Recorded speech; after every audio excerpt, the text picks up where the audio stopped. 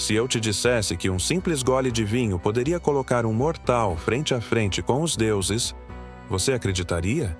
E se eu te contasse que, para os guerreiros nórdicos, o verdadeiro paraíso não era feito de ouro ou joias, mas de um barril interminável de hidromel? Sim, as bebidas alcoólicas não são apenas invenções humanas. Na mitologia, elas são sagradas, perigosas e imortais. Seja bem-vindo à Forja Fantástica.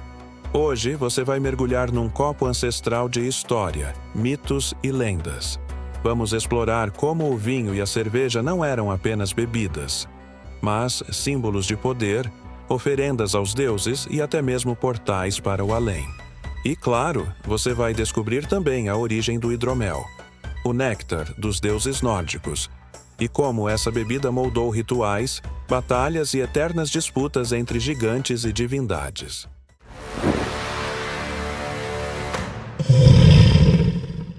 Vamos começar pela mitologia grega, onde o vinho era mais do que uma simples taça na mão. Era uma promessa. O deus que carregava essa promessa tinha nome: Dionísio. Também conhecido como Baco, na versão romana, Dionísio era o deus do vinho, da festa, do êxtase e da loucura. Mas ele não era só um animador de banquetes. Sua origem é trágica e mágica ao mesmo tempo. Dizem que Dionísio nasceu 2 vezes. Primeiro, como filho de Semele, uma mortal, e Zeus, o rei dos deuses. Hera, a esposa de Zeus, tomada pelo ciúme, enganou Semele para que ela pedisse a Zeus que se revelasse em toda a sua glória divina.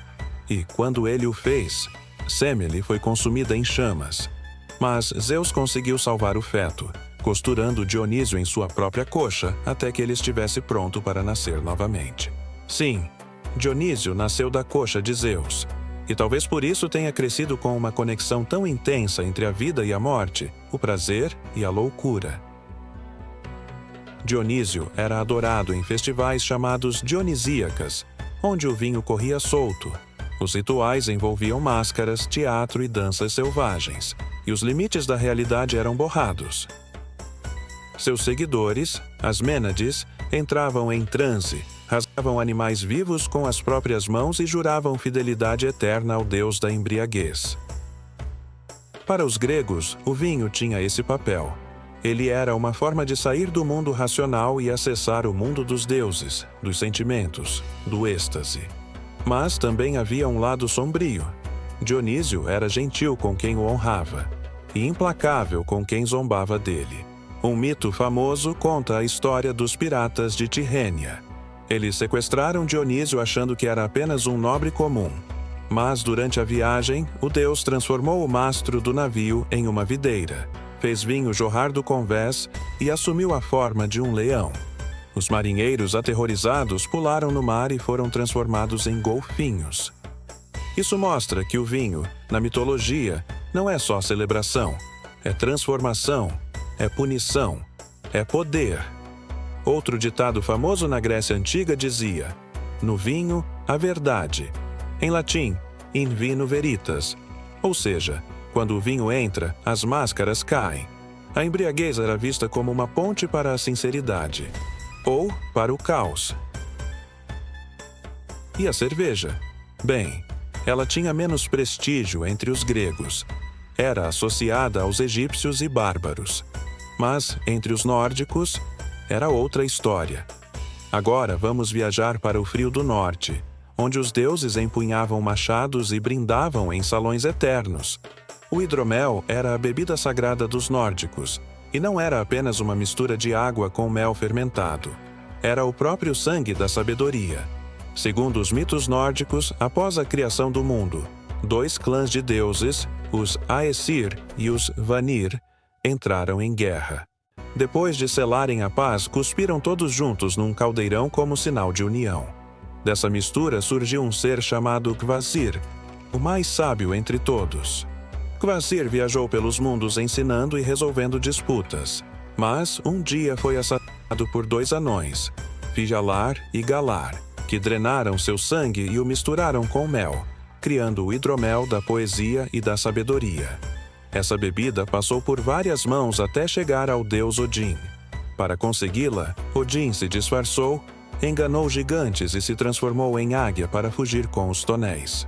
Desde então, ele distribui pequenas doses a poetas e guerreiros dignos.